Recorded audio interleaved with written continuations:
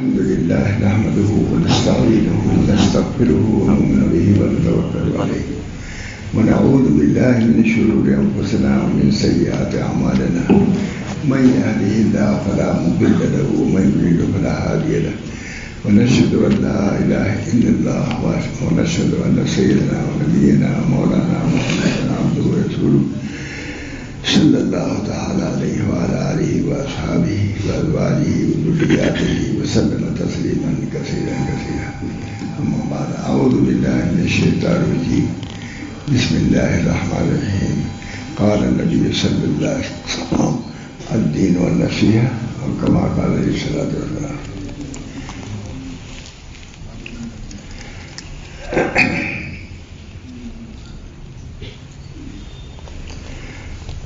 دوستو بزرگو عزیزو، الحمدللہ یہاں برابر وعظ و نصیحت کا سلسلہ جاری ہے، برابر ہوتا رہتا ہے. کبھی یہ بھی ہو جاتا ہے اچھا ہے اب اس سے راضی ہے.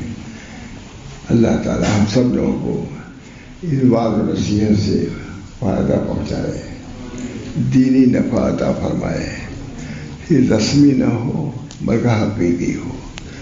اس لیے میں زیادہ بول نہیں سکتا، صرف ایک حدیث میں نے پڑھی. بات ہے اعملوا بطاعت اللہ، کسی گرو کا پورا اعملوا بطاعت اللہ واتقوا معاصی اللہ ومروا اولادکم بامتثال الاوامر واجتناب النواہی ذلک وقاۃ لہم ولکم من النار. میرے دوستوں بزرگوں، وعظ و نصیحت انبیاء کا کام ہے، ان کی نیابت میں ہم کرتے ہیں. اصل کام وعظ کا نبی اکرم صلی اللہ علیہ وسلم اور صحابہ کا، ہم اسی کی اتباع میں، اس کی نقل میں اس کو جاری رکھنا چاہتے ہیں. اللہ تعالیٰ ہم سب لوگوں کو وعظ کی حقیقت کو بھی سمجھنے کی توفیق عطا فرمائے. وعظ بہت سے ہوتے ہیں لیکن اس کا کوئی نفع جو نہیں ہو رہا ہے، تو اسی بنا پر جو طریقے سے ہونا چاہیے وہ نہیں ہو رہا ہے. اس بنا پر وعظ کہنے کے لیے علم کی بھی ضرورت ہے. قرآن حدیث کا علم ہو وہی وعظ کر سکتا ہے. دل میں اس کے گداز ہو، درد ہو، امت کی اصلاح کی فکر ہو، وہی وعظ کر سکتا ہے. ہر آدمی وعظ بھی نہیں کر سکتا. ہمارے بزرگان دین بڑے بڑے لوگ ہوئے ہیں، وعظ کہا لوگوں کو الٹ پلٹ انقلاب آ گیا. اس بنا پر وعظ کہنے کے لیے بھی خود اپنی اصلاح کی بھی ضرورت ہے اور معلومات کی بھی ضرورت ہے. اللہ ہم سب کو اس کی توفیق مرحمت فرمائے. اتنے بچے ہیں، اچھا بڑے لوگ بھی ہیں، مجھے خوشی ہے. میرے ذہن میں بالکل نہیں کچھ تھا، لیکن اتنا میں کہہ رہا ہوں صرف اس داعیہ اور جذبے سے کہ تھوڑی سی بات بھی پہنچ جائے. اور جو بیان ہوا ہے اس کی نفی نہیں، پوری سنا بھی نہیں میں نے، یہ بات اچھا ہی بیان ہوا ہے، اس کی نفی نہیں ہے.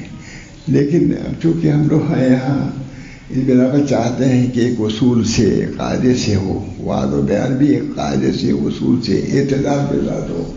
اللہ تعالیٰ ہم سب لوگوں کو وعظ کہنے کا بھی ڈھنگ دے دے. حضرت شاہ رسول اللہ صلی اللہ علیہ بہت عمدہ وعظ کرتے تھے، لیکن وعظ کا بالکل سلسلہ جاری نہیں فرمایا تھا. مجلس ہوتی تھی، کوئی کتت کر مجلس وادی تو ہے، مستقل مجلس کبھی ناکہ نہیں کرتے تھے. مجلس یہ داعیہ جذبہ پیدا ہو کہ ہم کو اپنی اصلاح کرنی ہے، تو بعد میں جائے گا تو اصلاح ہوگی، یہ نہیں کہ نہیں ہوگی. اس بنا پر مختصراً میں یہ عرض کر رہا ہوں کہ الحمدللہ یہ سلسلہ اتنے لوگ ہیں خوشی، لیکن مجھ کو ذرا بھی علم نہیں تھا. مجھ کو معلوم ہونا چاہیے تھا کہ یہاں کیا ہونے والا ہے کہ نہیں. بنیادی بات یہ بات ہے، سب سے بڑا ہے کہ مجھ کو معلوم ہونا چاہیے کہ یہاں کیا ہوگا، کیا صورت. میں کچھ مصلحت بتاتا، کچھ رعایت بتاتا، کچھ سمجھ دیتا. یہ ہونا چاہیے. اپنے طور سے ہر آدمی کو وعظ کی اجازت ہے نہیں، سب کو اجازت نہیں. حضرت تھانوی کیا سب کو وعظ کی اجازت نہیں ہوتی تھی، آتے تھے. اس بنا پر بہرحال یہ مختصر سی بات میں بھی کہا کہ ختم ہی کرنا چاہتا ہوں. اللہ تعالیٰ مجھے بھی آپ لوگوں کے مواعظ سے نفع ہو، میں نے سنا بھی کچھ نفع ہو، اور واقعی دین پر آنے اور رہنے، اس کو سمجھنے یہ توفیق ہو. اپنے اولاد کو بھی اس میں لگائیں. دین کے بعد سننا سنانا بہت ضروری ہے مجھے. اللہ تعالیٰ مجھ کو بھی توفیق دے. آپ حضرات کو الحمدللہ روزانہ مجلس بھی ہوتی ہے, 1 گھنٹے قریب ہوتی ہے, کبھی نہ نہیں ہوتا. سالہ سال سے ہو رہی ہے. کتنے بات ہے. اگر وعظ مقصود ہوتا ہے تو کبھی کبھی مجلس میں بھی کر جائے. ماشاء اللہ صاحب مستقل وعظ کرتے رہ گئے. کتنے وعظ کرتے کبھی کبھی آئے جاتے تھے. اس بنا پر وعظ کی حقیقت بن جائیے.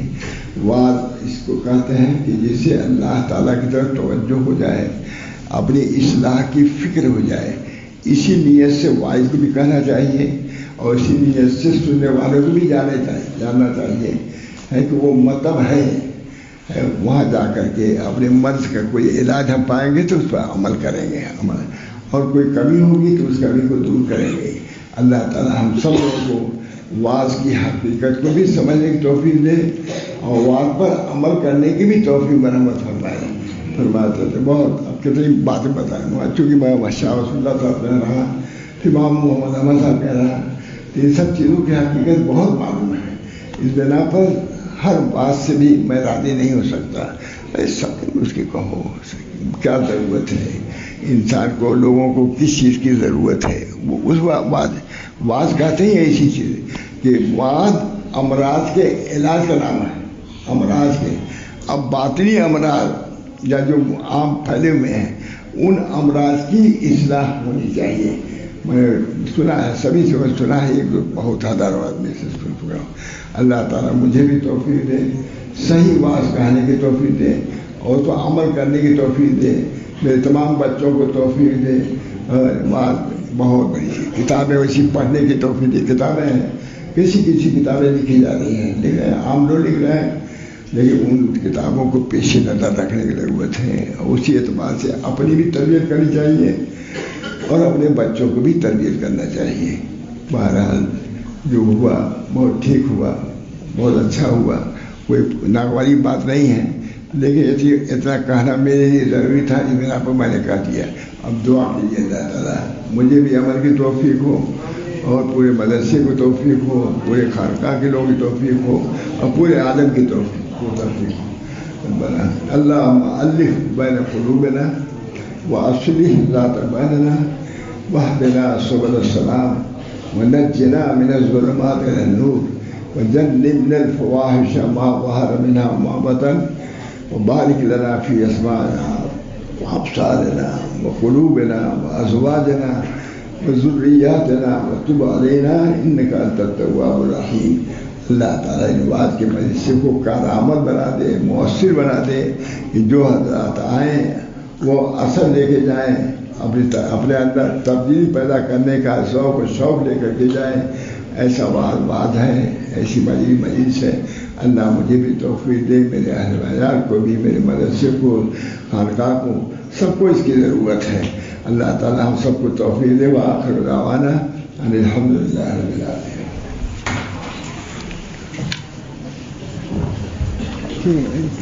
جی